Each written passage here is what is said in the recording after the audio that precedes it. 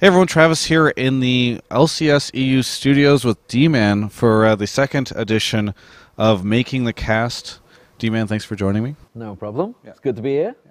Well, the first time I did this was with Jet, who, it was very easy for me to learn about that because it was all within the past couple of years. I'd seen it all happen. But you've actually been in esports for a really long time, so really, like, what was the first game and how did you enter into it? Like a player or...? Right, so yeah, I mean, every commentator starts off as a player. Basically, I was Battlefield 1942, as was Joe Miller as well. So we were both in the same area. Battlefield 1942, many, many moons ago. God, it's got to be 11 years, maybe more now. I'm pretty sure I saw the 10-year anniversary free edition come out. That's when you know you've been around a long time. So early 2000s then? Yeah, I'd say that, yeah. All right, what was that like? You were part of a team and you were, I guess, playing against each other. Like, how did you get into that whole scene? Well, I started off, God, this is actually even before it, Delta Force 1, which is like way back. If anyone looks at the graphics on this game, they were atrocious, but that was gaming back then. And a group of guys that I played with then, we moved into Battlefield 1942. Actually were mainly predominantly German players, actually, I knew. A bunch of Scandinavians. Scandinavians always big in Europe in FPS games. And we ended up just like, we need the team in this game. Suddenly we realized actually we're pretty good because we'd been doing FPS shooters for ages. And one thing led to the other, and about, I'd say, a year into it, we were probably the best team in the world. Nice. And so you were doing all this. Were these like online tournaments or online tournaments? Okay. Yeah. Back then it was clan base. Yeah. And ESL actually. ESL was starting to creep through them, but clan base was like the big one, the Euro Cups. Okay, cool. Did they ever have any LANs? Like, did you go participate at any LANs, or was it literally all online? So, the clan base LANs, there was one. Which was actually down to me and Joe and DVO, who was the other supervisor. We were basically, I'd kind of stepped away from playing then, so we've fast forwarded probably 2 or 3 years now. Okay. And there was this event happening in, I'm going to say Skagen. That's the wrong pronunciation. Now I know Deficio, it's Skagen or something that, or something like that. It's basically the northernmost peak of Denmark. It's a summer town, and we were there in the winter, so everything was closed, and I mean everything. There was one shop open in the entire town. We were there. Now this is so funny to hear, just because of how dramatically different everything is now. Oh God, yes. And so you said by that point in time you had stepped away from being a player. Were you more like a manager, or? No, so I'd already started going to shoutcasting. So this was, I'd say, probably about a year into Battlefield 1942 was when Dignitas was formed, which was my team, which is called Legion Condor, which is not good subject in Germany. It was a Germanic death squad, basically, of fighter pilots, and a team called Campanix. And we basically we ended up being, 25 players in a 10v10 game. So obviously it doesn't take a mathematician to think there's a little too many players there. Right. And we formed Dignitas. That's when Dignitas came around, massive team. Went 143 games unbeaten. By that point, everybody was starting to get a bit bored because we were just beating everyone, including the Americans, by the way. We did have a few games with America as well. And at that point, I'd been doing a lot of writing, a lot of supervising, a lot of admin work, which pretty much anyone that gets into esports has to do. Somewhere along the line, you do admin work for tournaments. Right. And I was writing match reports back then because you couldn't spectate, you couldn't do anything. Well, you couldn't spectate in a game, but you had to suicide at the start. It was a bit funky back then, spectating games, but I used to do a lot of writing for Clanbase, do the match reports, and everybody really loved them. Like, it's a great thing. And then I think it was one of the Euro Cup finals, a company called TSN, which anyone around's been around for a long time, Team Sportscast Network, came on. Warwich, who is still commentating now, I believe, and I think it was Bridger, came on and did our finals. All right. And this was the first I'd ever seen like commentators. I was like, what? You want to commentate our game? Okay, all right, I'll watch this. And I was blown away. I thought, bloody hell, this is good. So suddenly I thought, you know what? Why don't I do that? Now you are a traditional sports fan, I believe, right? Like, I've seen you talk about football. I'm a big Liverpool fan, football fan, UFC. I've seen all that up on my Twitter feed. Was there a moment for you, like whenever you saw the commentating, just for the first time, where it sort of harkened back to you for like maybe that connection with traditional sports? Yeah, absolutely. I mean, it's actually something that I still consider that I may move into eventually. All right. Which is football commentating. I've touched on it a couple of times and thought, oh, maybe I should do it, especially when I actually had a downtime before League of Legends and I'd finished Call of Duty 4, which I used to cast. I was thinking, should I apply? Because Sky Sports in the UK does like a thing called the Fan Zone, which is like fans basically commentating games too. Like you'd have a Liverpool fan and a Man United fan. But the problem is, I'm not a Scouser. So as a Liverpool fan, that's like a taboo subject. All right, I got you. So suddenly I haven't got a Scouse accent, although, you know, commentating the Scouse accent's not the best to listen to. I'm not going to lie.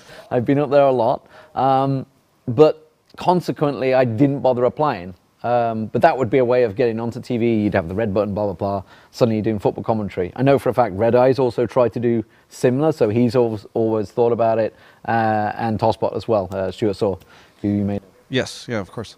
He does some CS casting these days. CSGO casting, yes. He did very well in that as well. Now, so what was your, like, you had said that you saw this experience, you saw these casters commentating. What was, like, your first casting experience, or how did you transition into it? Like, was this something where you just were like, I'm going to go up on stage and do this, or what was, like, that first moment? So, I mean, back then it was Shoutcast. This is where Shoutcast came from. It was a Winamp plugin. That you basically, it was like a radio broadcast. Right. You'd do it to probably 10 to 50 people if you were lucky on this Shoutcast broadcast. You could just broadcast music because it's Winamp, and then you talk to it. Obviously, you're hooking a mic up to it, and then you just put it into, I think it was probably IRC we were using back then. That was the main communication, and obviously on the clan-based websites, here's the link, blah, blah, blah, and people would tune in to listen to me talking about the game. But consequently, because it's radio, you'd have to really be detailed on your description of what the hell is going on, where they are on the map. Obviously, anyone that hadn't played the game would have no clue what you were on about. Right. But if people found, I mean, obviously it's players. There's only going to be pro players that listen to you. Well, I say pro players in the loosest sense. There was no pro players back then, really, unless you were playing Quake, I think. Competitive players. Competitive players, yeah. But consequently, you're doing it to 50 people. It was pretty awful, probably, if I'm not going to lie. I've listened back to one. I've still got one broadcast of one. It's bad. Yeah. It's bad. It's not good. It's not good. But that's what started me off, like way back in, well, like you say, 2000, 2001, something like that. It's interesting to hear you talk about the fact that it was almost like a radio broadcast for you, because I feel like among a lot of the casters, and especially among the LCS casters, you have got to be one of the most energetic casters. Do you think that a lot of that came from that time where you can't convey any picture or whatever, so you just have to put it all into your voice? Yeah, I mean that's exactly it. You had to make it entertaining. So you had to approach these things and say, if you want to listen, you're going to make it entertaining. Which, ironically, if I remember back to when I was teaching Joe to cast, that was one of the things. Actually, would you believe I had to teach Joe to be energetic? Yeah, that's hard to believe. Which is hard, very hard to believe way back then. But it's not something that comes natural. I mean, if you give someone a microphone, the first instinct is generally to freeze, not to be pretty lively and outgoing, talking into a mic. So it takes a little bit of getting used to. Personally, for computer games, it's something I've always loved, like either writing match reports or talking about. I've loved computer games throughout my entire life. I'm now into my 30s now. Somewhere in there. Somewhere in the 30 area plus. And I still love computer games. And honestly, if I was in a normal workplace, I wouldn't exactly be able to talk about this. Right. Well, let's, I don't want to place your age too around here, but looking at the timeline, right? So you've now transitioned from, you played and then you did some admin work, and now you're starting to do like Winamp style shoutcasting and that kind of thing. What was going on for you? Like, at what point in your life were you at this point in time? Like, did you have a main job, or were you in college or something? So I'd been self-employed contractor as a hardware engineer for banks. I was doing computer refits for banks at the time. And I think at that time, I'd probably started moving into web development, which is what my main job ended up being as a web developer for various companies in the UK. So it was always a side project. Like every time I went somewhere, an event was always holiday days off work. Okay. So I went through a period where I hadn't taken a holiday in 6 years because my holiday was esports. All right. So this was all just a hobby on the side then. And you... So how long did you end up casting Battlefield, or before you transitioned into something else? So Battlefield 1942, I probably did up to about 2002, maybe 2003. You just need to look up the release of EverQuest. Because that's when I stopped casting. Right. I am a so you took a hiatus. Massive MMO addict. All right. Or I used to be. I kind of got grown out of it, I feel now. But back then, Recovering. It was literally, and I was at the event with Joe. We were in a hotel room because we'd booked the ferry, had to go back the next day or something like that. So we had a day in Scan where nothing was open. And I said, Joe, I'm going to warn you, EverQuest is coming out. I'm probably going to disappear off the face of the planet. All right. And I did. I went for about 2 solid years, played that. And then I think I came back, would have been Supreme Commander. I think is probably when I came back to casting. Well, let's loop Joe in here because so many people I think remember you guys casting together. Obviously, you guys go way back. 2 British blokes in esports, right? At what point in time? Like, what is the timeline of your guys' relationship and your guys'? You're teaching him how to become a shoutcaster. Well, I mean, it's funny because obviously you got a fairly similar story. You hooked in Double Lift right when he was pretty young. What, it's got to be 17, he was just turned 18. Yeah, just turned 18. This sounds even worse for me. Okay. Because, I mean, I'd met Joe through events in the UK called the I-Series, the multiplayer's I-Series. Back then, he was a shaven-headed Joe Miller with his England shirt on, northern bloke, big northern bloke. But he was only about 15. Yet he was drinking beers like you wouldn't believe and stuff like this. And then when we went to Denmark, I think he just turned 16 or was in 16. So there's me, 10 years older than Joe at the time, driving up, say we're going off the thing. We'd been casting together for probably about a year. He told his parents, I'm off to Denmark, blah, blah, blah. I'm going to meet this guy on the motorway services. Okay. So I picked him up motorway services and off we went. He actually got a phone call on the ferry. It's a 16-hour ferry trip to Denmark. On the ferry, 2 hours in, from his teacher. Why are you not in school? I'm off to Denmark. So you guys were friends. You'd played and met through the game, and then you guys went off to this event together. When did and you had already, like, at this point, had you already started shoutcasting? Yes. Okay. Yeah. So we'd both been shoutcasting for probably about a year. Okay, so you had coached him online. Yeah. I mean, he didn't need too much coaching. Okay. It kind of came naturally to him. But we were both play-by-play. I'd say, actually, it's a bit awkward to say we were both play-by-play because we were both top-level players as well. Right. So we knew the game in and out. But yeah, so Battlefield 1942 was really where it all started for us. And then the Dark Ages occurred with EverQuest. EverQuest, yeah. But then Supreme Commander came around, okay, which is so a game I really got into heavily because I loved Total Annihilation back in the day. And it was actually Joe that pulled me back into casting this time around. So Quad V came around, which was a casting company with Tossbot, Red Eye, Joe Miller. And that's where QV Deman came from. And that's where I came in. Yeah, and then I joined up. So basically Supreme Commander came around. Again, we were at the I-Series. I got a lot to thank Multiplayer and the I-Series guys. Because if it wasn't for, I think it was I-30 back then, big summer event, massive marquee setup. This was like esports starting to grow. And they didn't have anyone that cast Supreme Commander. I happened to be playing in the tournament, in the 2v2 tournament. I think I went out at the semi-finals to Sir Louis and Fatang, I think it was. No, whatever, Dijon, whatever it was. Right. Anyway. Yeah, I remember. I know who you're talking about. Yes. There was Sir Louis, there was Fatang, there was, I can't remember the Dutch guy, and TLO. Oh, really? And TBO. Okay. So this is where I know TLO, TBO from way back in Supreme Commander. That's funny. That's the little one, if anyone doesn't know who the hell TLO is in StarCraft. So I've known Dario for quite a while. All right, and so you went out, and then they pulled you up on, and you started shoutcasting? Yeah, so he was like, oh, okay. So actually, ironically, me and Red Eye didn't get on. Back when I was doing Battlefield, he was a Quake guy, blah, blah, blah. Team FPS, lot of rubbish. It's all about the dual FPS. So obviously you have that stupid rivalries that you have when you're players of these pro games. But Red Eye bit the bullet, took me on. I cast the Supreme Commander Finals with Joe, who had no idea what was happening. Yeah. Just like, what is going on? Deman, carry this thing. So then I joined and then Call of Duty 4 came around. Okay, so that's kind of the kick-in. And now you transitioned over to Call of Duty 4. So then, yeah, as soon as Call of Duty 4 came around, I think I had a playtest at I-32, something like that. Anyway, they were in attendance, and it turned out, I was just like, this game is awesome.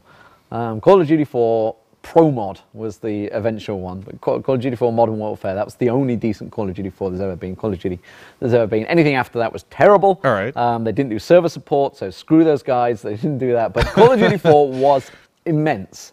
And I would say probably 3 years casting of that game. Now, was this with Joe as well? Joe did casting then, but he'd gone and joined Fnatic as a general manager by then. So he was managing teams in Fnatic. So I was casting it with Tosbot. Okay. He was pretty much my main co-caster, and Red Eye now and again. So and a guy called Keyring way back then. But so it seems like, and I hadn't even known this, but I guess I should have assumed, like, you, Joe, Tosspot, and Red Eye are all kind of like this crew from way back when that have traveled through esports now to make it here. Ironically, Katowice, we did a picture together because it was like the first time the four of us had been at a proper event since we'd all gone our separate ways. Oh, that's hilarious. Yeah. So it was like, wow, we're all back, and everybody was casting. So you're casting Call of Duty 4, and you cast that for how many years? I'd say probably 3 years. And actually, honestly, some of the events then were probably the best events I'd ever done. Really? Because they were amazing. Tosspot used to host an event called Crossfire, so that was his own event. That was in Enschede. So we'd start off there. Then we had a thing called Antwerp Esports Festival. This is all in 2008. And it was, I think it was like a month back to back. It was like event. Fantastic. So you had like 32 teams attending these things, and there was probably about 26 that could have won it because it was pretty balanced back then.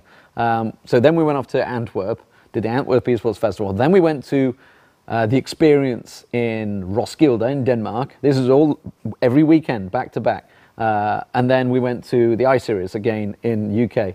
And all the teams, all the players, everybody traveled. So it was like one big party for a month of crazy games. I mean, I know that there have been times like that. Even Worlds kind of feels like that sometimes, where it's just like all this stuff and everybody's together. Everybody accumulates for a thing, yeah. What were some of those events? You know, I mean, we've already looked at so many years of events for you just here, but what were a lot of those events like in comparison to the big League of Legends events that happen now, or even like the IEM that just occurred? Yeah, they don't even come close. I mean, they're not stadium events. Okay. In the first place. So these are maybe convention centers, or where are they happening? No. Way before that. You're in a bar. Okay. You're in I don't know, some land center. Like hotel lobbies. Yeah. So one of them was a land center. One of them was definitely a bar. It was a full bar, sports bar type thing. Just thrown computers everywhere you could fit them, and have 5-man teams.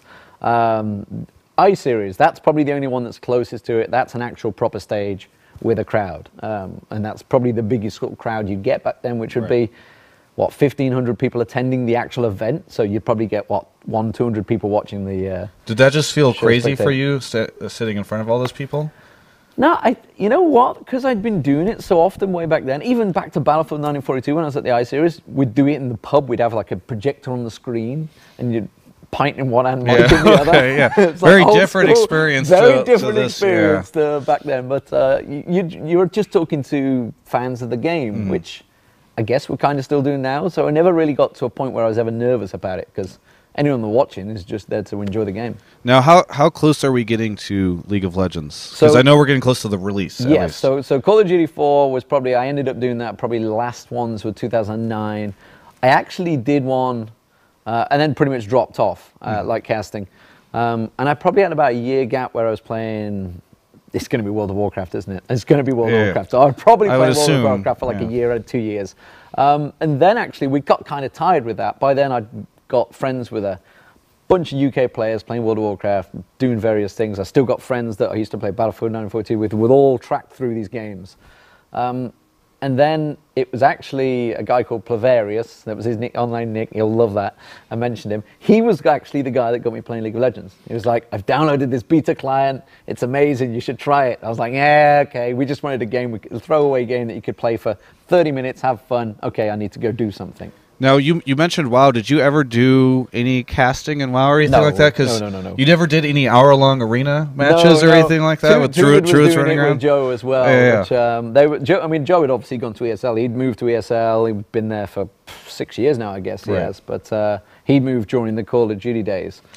So he was covering that stuff, which was actually how I got my footing into League. So you were just a casual then? I was just a dirty casual. Or were you hardcore rated? I was a hardcore raider. Okay. But I didn't do the hardcore PvP. All right. Before we get into League of Legends, I want to talk about this concept that I sort of see, and I'm curious what your thoughts on it, where it seems like to some extent there is this division in esports where there's the old school guys and the new school guys. Yeah, I know. Do you think that that's a fair thing? Because it's funny, I'll talk to even, like my coworker Slasher or somebody, and there's a lot of these like jaded dudes that are like, Quake is dead. This esports, just wait until your game dies or something. Or there's dudes that are like, you don't understand, like casting in front of, just like 50 people or something. That's like the real thing or whatever. Do you see that division at all? Yeah, I mean, I know the whole old school, new school, and actually it kind of exists, I guess, because the main part of it, the old school part came around was when people were trying to get into casting. And you can't get into casting unless you know people already involved in esports. It's as simple as that. But that's the same in every single business I know in the world. If you don't have a contact, how are you going to get in there in the first place? So, yes, there is, I would say, probably an old school, new school thing. Like, for example, I would not have got back into Casting League if I didn't know Joe Miller. Right. But then I taught Joe way back when, so it's kind of like returning favors left, right, and center. Yeah. And even with the fact, like, do you think that there's also like this old school, new school division between like right around the time in my mind, like StarCraft 2 comes up and Twitch launches and there's all this streaming. There's a whole lot of new people that sort of flood in everybody's to esports. Yeah. Even to the point that TLO was like saying, "Here's my beta copy. Test this game. It's going to be awesome." And I was like, TLO, it's all in German. I don't understand what you're trying to tell me. Do you think that there's like even a sort of a mental like division or a philosophical difference between people like myself who are newer and have come into the scene in the past 3 or so years and folks that have like that experience of these really old school tournaments and stuff like yourself? I mean, they've got stuff they can relate to in terms of casting or news or anything like that. But in terms of like hunger to do things, no, absolutely not. Okay. I guess you could say they're more hardcore because they were doing it when it was literally you had to go looking for stuff. Right. And now it's kind of more, it's easier to find people, speak to people, contact people on Twitter, Skype or whatever. You didn't have to do it. You had to track people down through IRC or try and figure out their email. It's like, oh my God, I've got this guy's email. I might be able to do these games. I mean, trying to like do scrims for Call of Duty 4. You've got IRC, jump on them. Okay, they're having the match at XYZ. Okay, somebody please give me the server IP so I can join it. But if you didn't get that, you were screwed. You didn't cast the game. So before we jump into the whole League of Legends side of this interview, let's get caught up. So you've done all this stuff. You've taken breaks sometimes for MMOs. You've cast mostly FPS games up to this point. Yeah. What do you think of your personal casting at that point in time? Like, are you a pretty good shoutcaster? I'd probably say at the end of my Call of Duty 4 days, I was probably pretty good shoutcaster. Okay. There's a lot of frag movies that came from Call of Duty 4. One of them is probably Mazzarini's one, which is probably the most famous because it's got a couple of million hits on it. And every single day, guaranteed, I'll generally get a tweet saying, "Was this you at the start of this video?" It's like, yes, it was. I did do stuff before League, believe it or not. What do you, if you go back and you look at that stuff, is it strange to see you casting that stuff, or does this all feel like a natural extension from those times? Yeah, no, it feels like a natural extension. It came pretty easily going into League, personally. But in fairness, before I'm going to cast the game, I generally make sure I've played it a hell of a lot. And I played League for probably a year and a half before I started casting it. All right, let's talk about it. So you get into the beta for the game and you start playing it. Initial impressions. I want to ask this because so many pro players have told me that they saw it and they're like, this is like a kid's game or something like this, or they're like, this is too casual. So I'm curious what yours were. And it honestly, it was casual. But that's what actually we were looking for at the time. So, which is probably what made it stick to it. And suddenly we were enjoying it and the whole level system. So, I mean, I'm an MMO guy. It had a level system. It had experience. You gained experience and you unlocked runes, more powers, other champions. I was like, I'm hooked. I'm taking it. I was like, I can see how this works. And then obviously you hit level 30, realize you actually suck at the game and have to learn it all over again. Right. And now, did you see like any esports possibility for this game? Like in terms of the competitive side, were you looking at it all and being like, oh yeah, I could see big tournaments for this? I think it was probably a year in when they did, I think it was CBIT. I think Joe did a CBIT with a German guy. I don't know. It wasn't Daniel Klein. It wasn't Daniel Klein. It was I think it was like some player in some, well, I don't know who the hell it was. And don't want to be disrespectful, but God, it was bad. It was probably one of the first casts, right? So bad. And I'm guessing probably from Joe's point of view, it's a case of ESL said, we got this product, we're going to cast it, blah, blah, blah, which is how generally games come around in esports. Right. And I happened to be, like, this is a year in, probably now, and I was at, what was it called? The Ultimate Gaming Championship. It was Sturmy's event. Sturmy was running the event. I was out there casting Call of Duty 4 with Tosspot. Total Biscuit was there doing StarCraft with Apollo.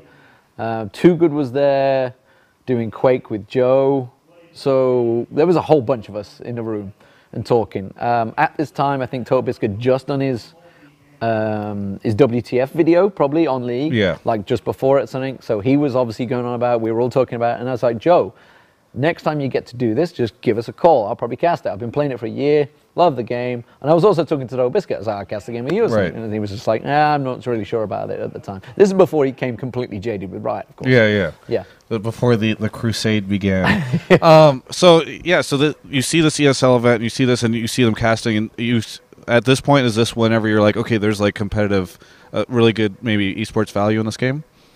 Yeah, I mean, nobody saw it. I got to be honest. I don't think anybody saw the rise of popularity in it. It was just, I enjoyed it. I'll only ever cast games I enjoy playing. That's always been my main thing, which is why I never jumped on the StarCraft train. It's why I never really jumped on the CS train way back when 1.6 was crazy popular. Right. I did Call of Duty 4 instead, which was like the ugly twin that nobody wanted to see, sort of thing. This game is easy, which is probably what a lot of people were saying about League as well at the time. And I do remember Richard Lewis giving me grief when I was there to cast Call of Duty 4 in an I-Series, but I was casting League as well, and me and Joe were there, and he was like, oh, are you doing this game? Blah, I'm trying to cash in. And it was like, no, we actually genuinely enjoy this game. It's good.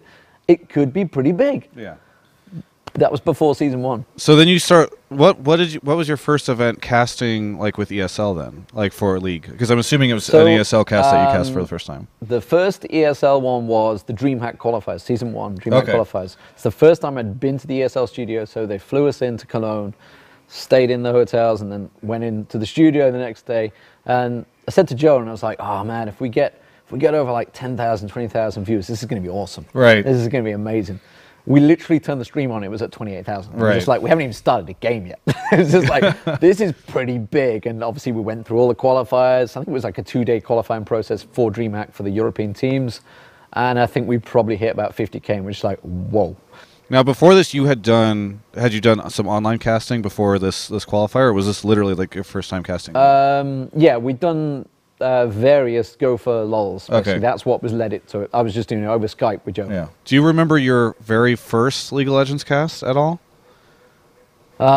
Would probably be the stuff I did on YouTube. Okay. Would have been my old YouTube stuff. And now, and we were talking a little bit about this before the start of this interview, but you were actually going and finding replays. Yeah. So back then, and honestly, I wish people would still do it, because casters always complained to me, oh, we got no way of getting to cast the games, and I'm like, it's like, really, you're going to tell me this? It's like, so I basically back then we used to have to go to either CL Gaming onto their website, because they used to list the LoL replays, the old LoL replay client. So you have to get the LoL replay client, third-party client, which in itself you're trusting a third party, but it was a great client. Yeah. And still is the only replay system, really. Yeah. PvE. And yeah, PvE is coming soon. You also, and then you just track players down. But back then Reddit was probably 10,000 people, I would say at most. So you could generally, and it was the pro players. They were the active ones. They were the posters. They were obviously saying this is giving tips, Twitch tips, Twitch guide, something coming out. This is before all the guide websites, and when TSM was just starting to be born. And the tournaments, the NESL, stuff like that. Go for lols as well. Yeah, and I think there was WCG qualifiers. This would be WCG 2010. Yeah, this was Kobe on CLG. Yes, yes, way back, way back. And so this is around the time you start casting, you start doing some YouTube stuff, and then you end up starting to cast for the DreamHack qualifiers. And then is DreamHack maybe like the first? Would you consider that like to be the first really big event of season 1 for you guys? I didn't cast it. Yeah, I know, but just for the League of Legends tournaments, like looking at that stuff, I'm assuming you watched it. That was absolutely the event that opened everyone's eyes. Yeah. Because they hit, what, 120? Yes, they broke the 100K barrier. And suddenly it was like, what's going on here? There's an esports game that's just broke 120,000. This is, by the way, when it was a $100,000 tournament. And it wasn't a case of throwing money at it. It was just a case of let's have an event. Oh, this is quite popular. Right, yeah. Yeah, but so despite what a lot of people say, Riot threw the money at the game to get it popular. Yeah. It wasn't. It was popular before. And then suddenly that opened everybody's eyes. And literally, and I'm talking everyone in esports, suddenly went, hold on a minute, this game has just got 120,000 viewers on our stream. Yeah, no, it's hilarious that you mentioned that, and the reason I asked about that for you was just because for me, who I had been following StarCraft 2 for a while, I distinctly remember seeing the league stream on at the same time and going and switching and seeing the numbers and sharing your sentiment of just like, this is going to be, like, this is actually real. This is going to be possibly as big as StarCraft 2. Yeah. Little did I know that this would be much bigger than that. I mean, literally nobody knew. Yeah. Nobody had a clue back then. Were you at that DreamHack for anything? I was not. No. Okay, so you're just tuned in. I watched it all online, yeah, tuned in online. I was fairly bitter that I wasn't there, not going to lie, but I've done every one since. Daniel Klein with the long hair, and you're just like, beautiful. What? Pre-Eskimo did a game as well. Oh, that's right. I had forgotten about that, yeah. Tiamat, there was that guy interviewing they got rid of the first day. Yeah. So, the original League of Legends events. So, okay, now you get out of, or you see the DreamHack and that kind of thing. When do you actually hop aboard like the big and start casting all these things? Were these now IEMs? So yeah, it would have been the Intel Extreme Masters that definitely ESL brought me on. I think we did, what would have been the first one? Must have been Gamescom. Must have been a Gamescom 2012 possibly. Yeah, because that's the start of the Intel. It used to be the start of their tour. Mm-hmm. So 2012 Intel Extreme Masters, Gamescom. I think it was CLG TSM in the final, and I had to leave during the final because my flight had been booked for the Sunday, and various games on the main stage had overrun, and I think we got to like game 3 of a best of 3, and I was like, I really need to go. Right. And I think they were having problems. The spec client was around then. It was the 6-man spec. Yes, with the Teemo and the fountain. Yes, that's it. You used to have to cast the summon the spell, which basically revealed the whole map, and that's how we could see the game. But actually, I had to leave during the thing. But that was like the first big, crazy big event that I'd ever done. And I'd done a bunch of esports events for 9 years before that. That was an eye-opener. Now, looking at that event specifically, what... You know, you're still, just to circle back, you're still doing like web dev stuff at this point, right? Yeah, I was doing the YouTube clips at lunchtime. My lunchtime. So I was rushing home, doing a quick YouTube clip. If it was a 50-minute game, I was like, I don't think I can do this one. I'm going to have to quickly look at a shorter game, and then I can do that, and then upload it, and then go back to work. Now, were you, like, you seemed extremely passionate, or listening to you seem even then like you were extremely passionate about all this stuff, rushing home, doing the YouTube stuff, and then you get to go and cast this huge event, really cool for you. Was there any moment at that time where you're just like, I really need to like switch over to this full time? So that came around. That came later, and that came a little later. So it got to the stage, and I was talking about earlier, like how I had a 5-year gap where I basically didn't have holidays. Well, this is where it got ridiculous. I did Gamescom, and then I think we went over to WCG or something like that. Right? I didn't do New York. Okay. I didn't do New York trip for some reason. I couldn't go. I can't remember why. But we did WCG Busan, then we came straight back. We did Kiev. There was Kiev, and then there was, there's another one straight after that. I can't remember. We basically started traveling all over the place. And it came about when I was starting to think about it full time. Ironically, was after DreamHack summer or winter, I'm not sure which one it was. And Joe couldn't do MLG, and I'm pointing that way because we have an MLG, ex-MLG video guy behind producer, the camera who was there, and it was MLG New York, and Joe couldn't do it. I think he had to do arena. He had to do an ESL Pro Series. That's why. So suddenly he couldn't do it. It was the MLG Arena, which is where the first time we saw TSM face off against Azubu Frost. And this did not go too well for them. This was the beginning of Korea's dominance. Yeah. And actually, it was me, Quickshot, Monty, and Optimus Tom. Yeah. that were all doing it. I think that's the event Chobra got his start as well. He ended up going upstairs or something like that. Was he there or something? Yeah. He was waiting downstairs. Yes, I met him outside. Yes. Literally outside the offices of MLG, and he was like, introduced himself. Yeah. And Slasher was there with his girlfriend translating. Slasher was there, yeah. She did the translations, when I was in the interviews. And actually, I got to give Quickshot credit for that one, because he was meant to fly out the day before. And I think it was Air Berlin or something. I don't know who it was, but anyway. But some guy, whether they were loading the plane, drove into the wing or something like that. Oh, jeez. Yeah. So they were like, okay, flight's cancelled, come back tomorrow. So they flew the next day, and he literally flew into New York, dropped his stuff at the hotel, came into the studio. We'd done rehearsals and everything. Came into the studio, sat next to me, and we cast for about 8 hours. And he literally just flew from right Germany, there and landed. Boom, off and he hit the ground running. And we'd never cast together, and worked out pretty damn well. So now, so you've gone from now Gamescom, fast forwarded. Is this season 2 now? We're into MLG New York, so that must have been July 2012. 2012. Yes. Yeah. And actually, I just cast my last Call of Duty before that. Okay. Which I'd done as a favor because one of the casters dropped out, so I was like, all right, come along. And it was, God, I don't know where the hell it was, Utoxter or something like that. And that's actually the last ever event I did as a freebie. So I'm going to come along and do this for fun, sort of thing. And that's when, I realized actually esports is kind of pushing into suddenly there is like a job in esports. Right. Well, and was that the last event you've ever done that wasn't League of Legends? Yes. Okay. Yes, my last ever one. And then you transition over and you're purely League of Legends, and you go to this MLG arena, and you were mentioning, we got on this because I said, had you considered maybe doing this full time, or was there a moment in time where you're like, I really want to go full into this? Well, the reason I mentioned MLG New York was because by then that was it. I mean, once you've done an event, you generally, and you've done it well with a company, they suddenly trust you. So suddenly you're doing more events. So suddenly I did MLG Raleigh, Dallas. I did Raleigh twice, I think, somewhere in there. Did the Dallas one. I was doing Intel Extreme Masters, left and right. Now, I did IPL 5. Is this when the tweet comes in? Because I remember there was a tweet. I think I'd just done Intel Extreme Masters Singapore, and then we'd gone around the world over to Vegas for IPL 5, which still I think is probably the best ever event. I would agree. I think it was. It was just a fantastic event Nick in general. Allen. In Vegas, yeah. Nick Allen did a great event there. And then so the tweet came around probably somewhere around then. I may have just been and done an MLG event and came back. Yes, I did an MLG rally, and the Season 2 finals were coming around. Right. And I was basically like, oh, you need another couple of weeks for this. I'm just like, yeah, I remember. I don't have the holiday days. You came on a Who's League or something, and we asked you about this, and you just said, like, I'm running out of holidays for this. I don't have enough time. I mean, you only get, 20, I think at the time, because I'd been there for 10 years, I had 28 days holiday. I think I was down to about 3. And then Riot approached me for the Season 2 World Finals. I was like, ooh. Yeah. And this is when the tweet happened? Right around the time? I think it was either before or after, yeah. I think it was probably just before that. And we should say, so what, I mean, so if you could describe this for people that don't remember. I mean, my brother was my boss. Yeah.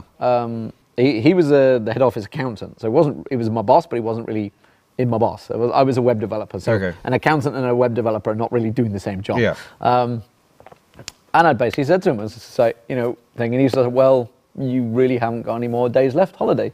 You have to start taking unpaid days or, and then at the time it was like, well, damn, we're only into October, I think it was, September. Yeah. I was like, my holiday didn't refresh until May.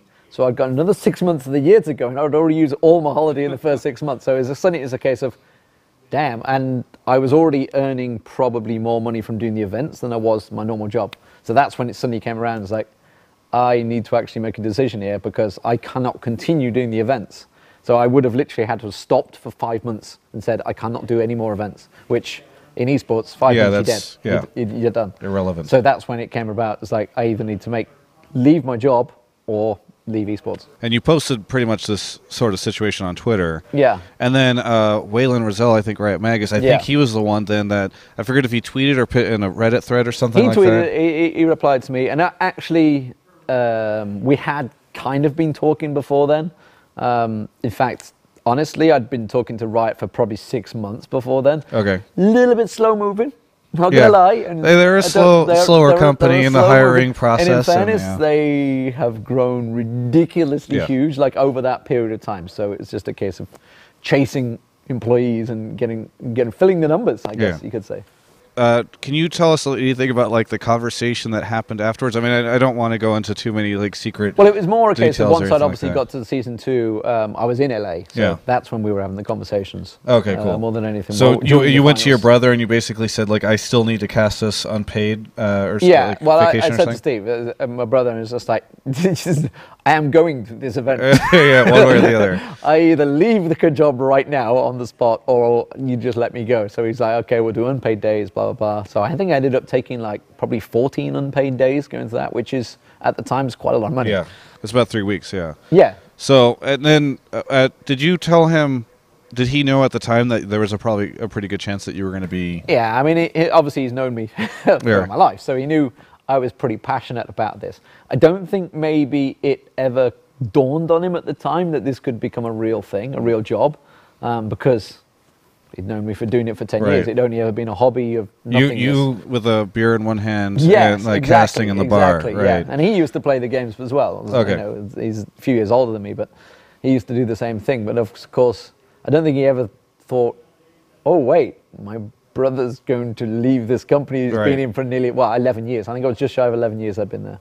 So you got to Worlds, I'm assuming at that point in time, like the whole idea of LCS and all this stuff was starting. I mean, I think that it had already been mentioned a couple months before or around that time that they talked about it. Yeah, it was being thought of, but it was more of a concept still. It was like nothing. It was a case of the events were still going on, the MRGs, the IAMs, blah, blah, blah. But you knew that they were going to basically be starting a league right around season 2 time.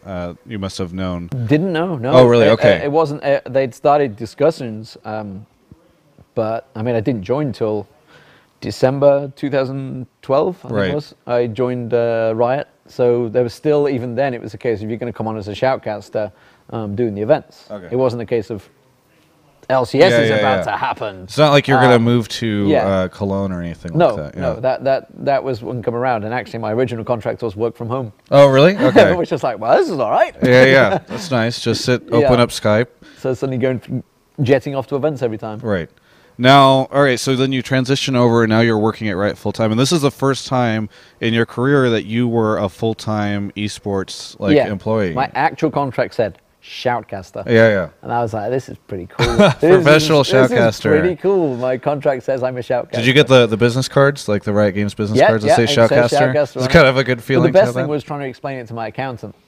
So, yeah. What job do you do? Well, and travel all over. It like 50-odd-year-old guy that has no idea about computers. Yes. Besides your brother, who obviously you had a lot of discussion around this, was there anyone else in your family or any close friends that you had to sort of explain the situation to? My parents still. I mean, I was in my 30s already. Yeah, you still have to explain to your parents because they're like, wait a minute, you're giving up this great job. You've been here for 11 years. Working with your brother. And you're going to, well, my mother used to work there as well, same company. Oh, okay. So, and my cousin, and my sister. Family business. It's a big company. I mean, they've got 4,500 employees. It's a pretty big company.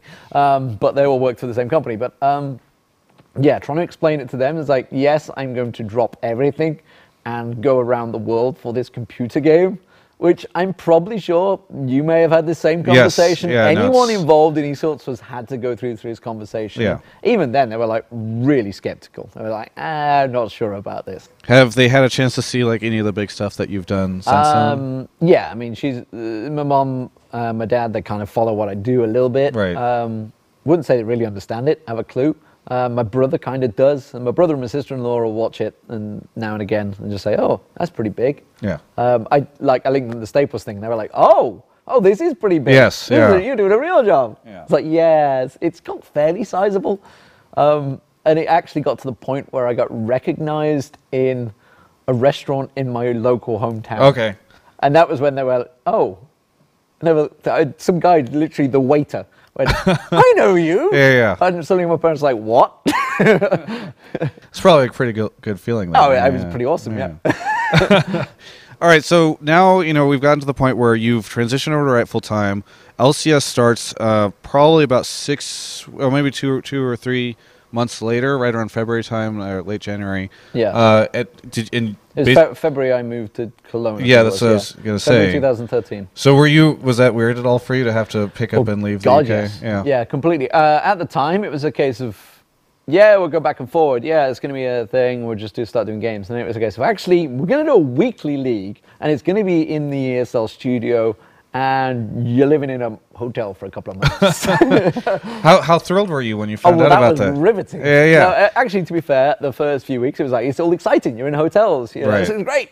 And then you realize, I am living in a hotel. Yeah, exactly. And suddenly it's not so fun. Yeah. It gets old pretty quick that way, which is why we got an apartment and we were settled. And it was a great season.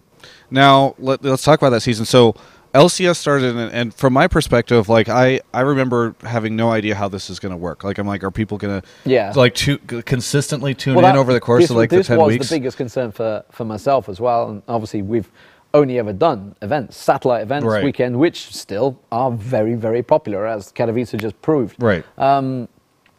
But I have been blown away by the fact that you get the steady numbers week in, week out, growing, not going down, growing each week in, week out as the season goes on. We just thought, is there a saturation level? You know, I've had conversations with many people that have been in esports for ages, like, this is never going to work, blah, blah, blah. Well, here we are in 2014, getting more viewers than ever, and it's still growing. What were the first couple of weeks of LCS like for you whenever you saw all this stuff? And you had even, I mean, the European studio, even it was kind of smaller. You still had like the audience and all that kind of thing. What was that experience like for you? Oh, it was a great time. Because we were in the studio, which I don't know whether anyone realized that you are on a desk. So it's like an L shape. Right. So we're sat here casting and the analysis is here. So suddenly everybody's in the room and you're casting it and you can look across the room at the other guys that are not casting, they're analyzing it, especially when you say completely stupid stuff. And then you're just like, what did I say? And I look across and Joe's looking going, what?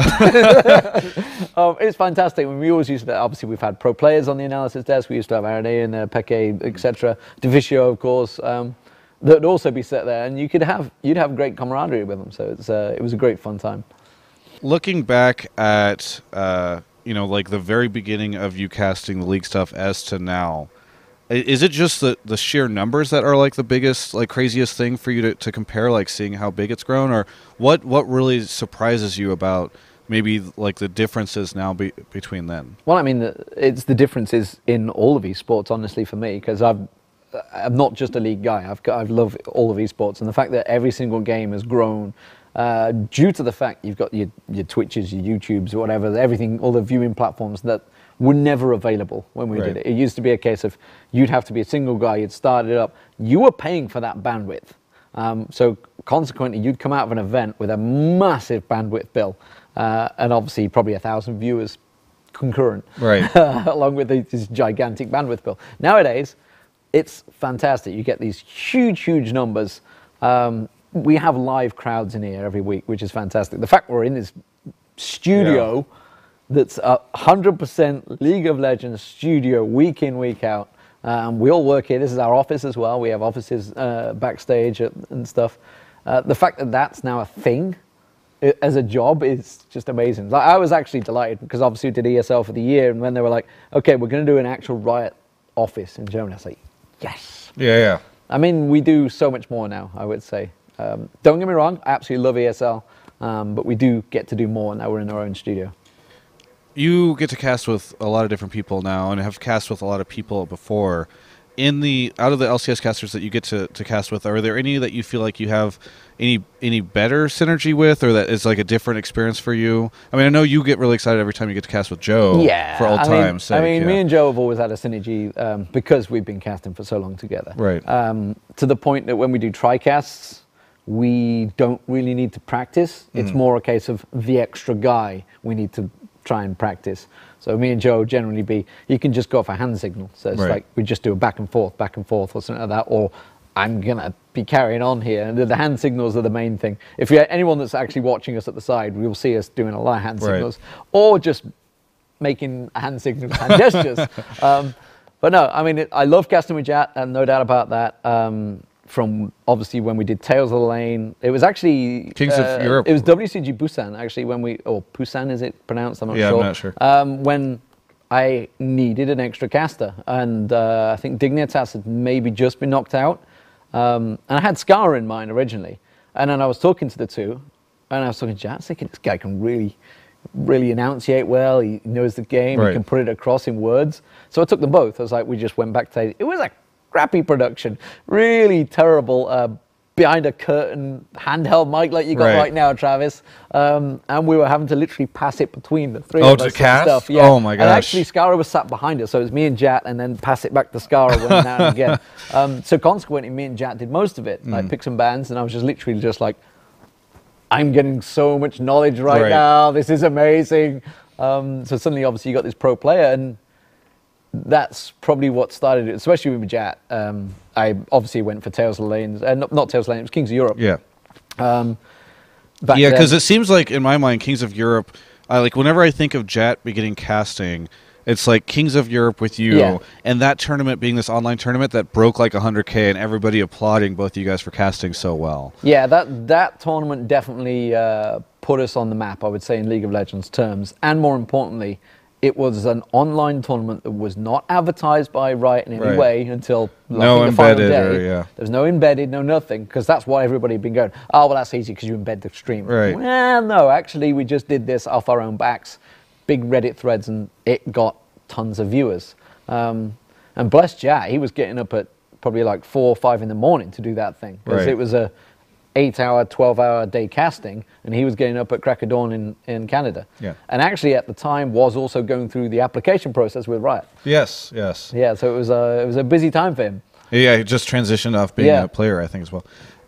Now there are also new casters that are coming up. We see Deficio. Yep. We even saw, Crepa doing some casting at IEM. Whenever these guys come on, do you try to help them at all or anything like that? Or is it just sort of fun to see them grow? No, absolutely. Especially Deficio, for example, right now, where we are interviewing, they're doing VOD review upstairs, which is what I'd be doing normally, which is a case of, I always get asked this, like the VOD review. It's simply a case of, when we've done the broadcast on the Thursday and Friday, which is the European times, after the game, after we finish casting, the moment we step off there, it'll always be, yeah, it was a good one, or I'm not so sure about that one, or something. You've got to be really picky with your casting. So suddenly, for example, there was a few grammatical things that Deficio has, obviously being a non-English speaker. So we're like, oh, you need to do this thing. So they'll go up, we'll go back, we'll watch the game through, figure out stuff that was good, stuff that was bad, and try and fix it. And then maybe do some practice casts afterwards. You personally have cast for so long now. Do you feel like there are any areas that you still need to improve on? Oh yeah, you're always improving. God, the amount of times. I mean, you only need to look at the amount of stupid videos there are. Semi-finals of season 2, off the back of that. They'd done some poor guy, bless him, he'd done a compilation with it, and he'd gone through like all the tournament of season 2, and I was like, no. Just watch this one game in this semi-final bracket. I must have said it 30 times. And sure as hell, they came back next day. Whoa, big video. You always have stupid words you get stuck on.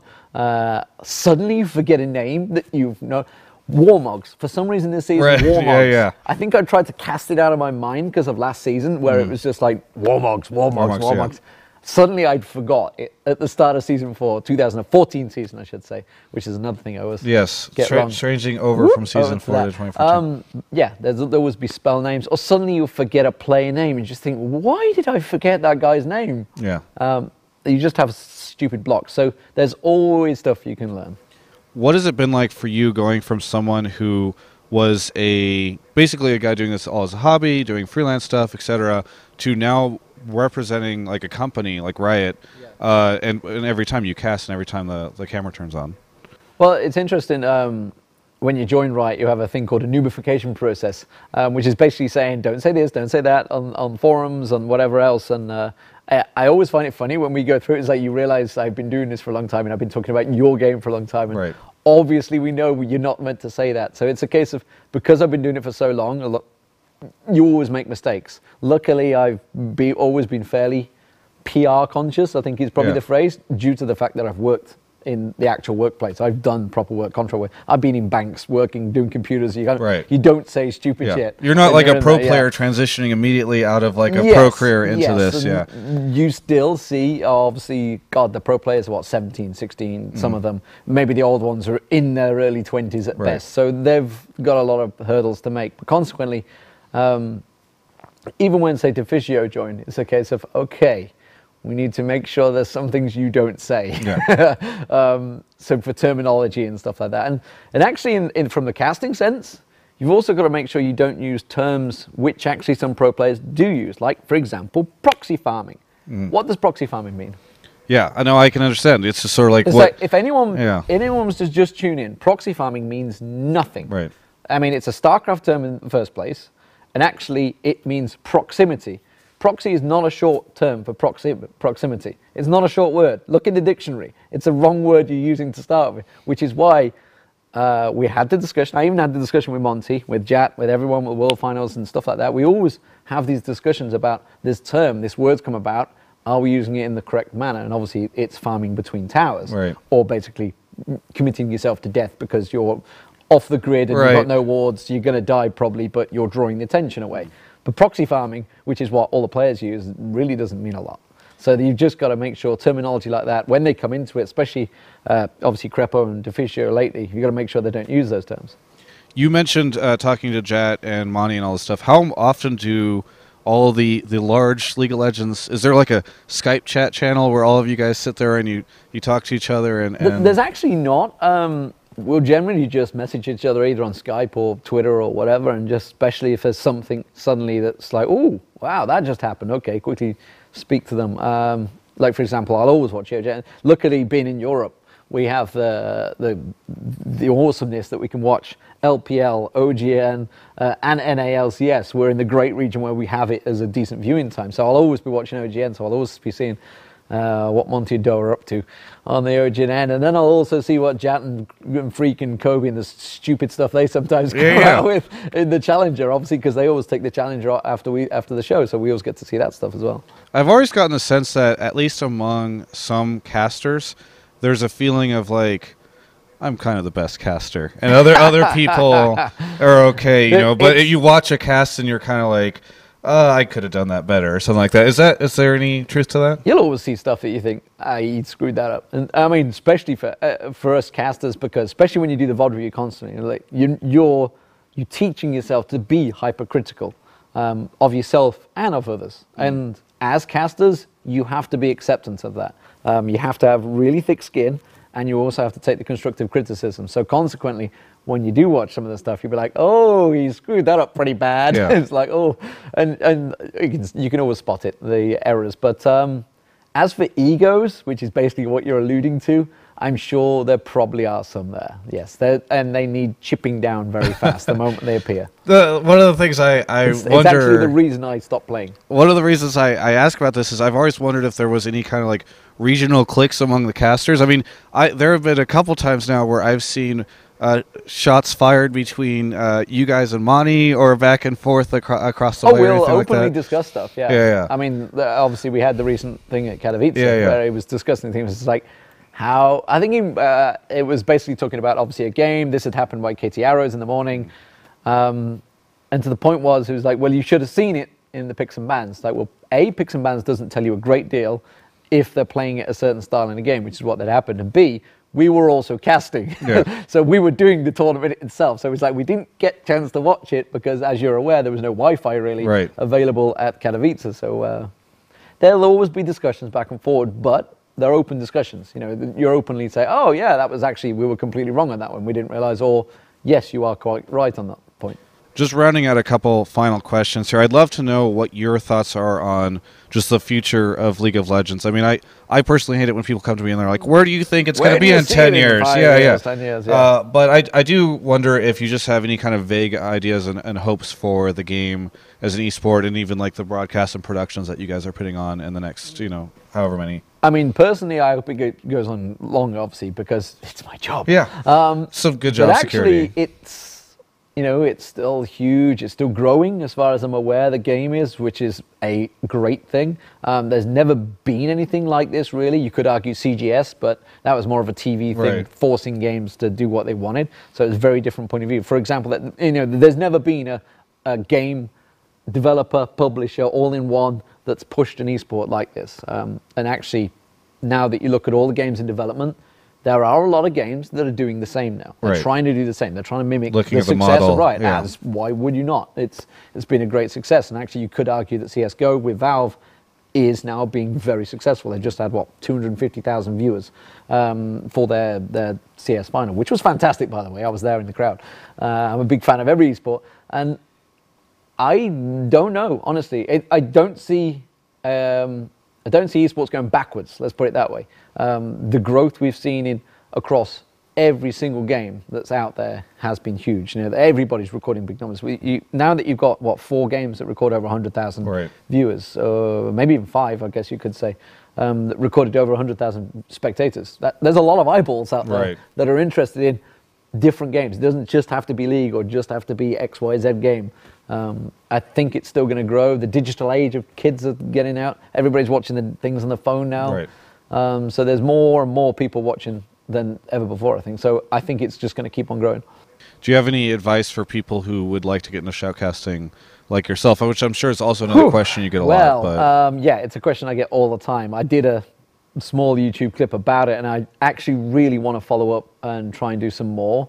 The best thing is be as proactive as you possibly can. If you're not, you're not going out there to do stuff, you're not forcing yourself, you've got to be the most eager idiot out there, basically, to get noticed. You know yourself, you've been through it, you've managed to obviously drag your way through it, but it's not an easy job to get into.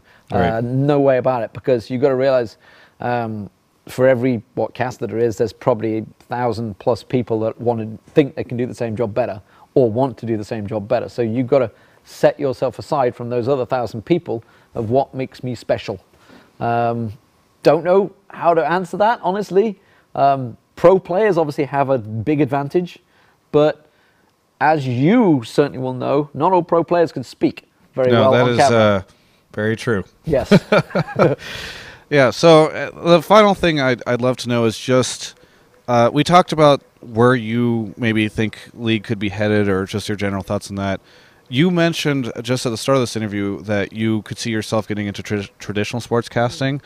Other than maybe that, like, I guess the best question is, how long do you see yourself doing this, and what could you see yourself doing afterwards? In terms of League, as long as and any casting, as long as I'm still relevant and able to do it, and the fans still appreciate it, then yeah, I'll keep on doing it. I love this job. I'm not going to lie about that. If anyone doesn't enjoy the job, then they shouldn't be doing it in the first place, especially in esports.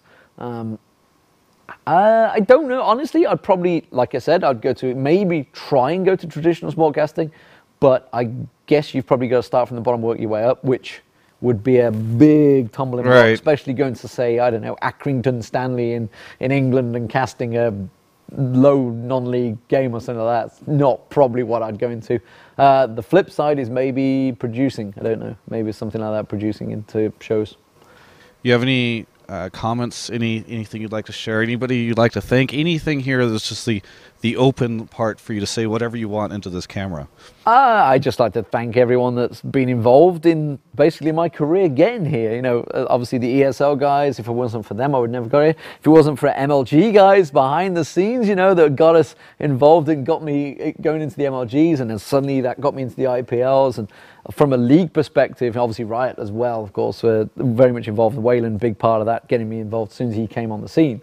And obviously all the other games that I've done, you know, I've got a lot of fans out there that still say, hey, I watched you do Supreme Commander or Battlefield 1942. I remember you back in the day. And it's just like, it's great that these fans have actually still are fans of esports. They still watch these games. And if anyone saw me in Battlefield 1942, they've got to be in their 30s or 40s.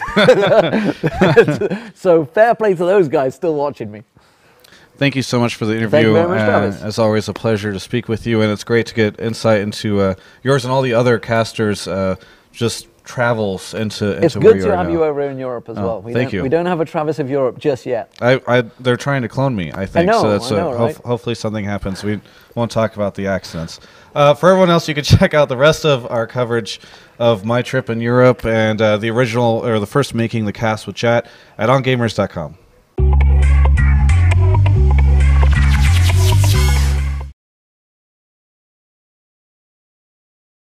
anything while you're in mid-interview. Just please stop doing that. No, or the worst is whenever people wrestle with the microphone with you. Yeah. And you're like, oh, there's no good non-awkward way to do this situation. Just like, no.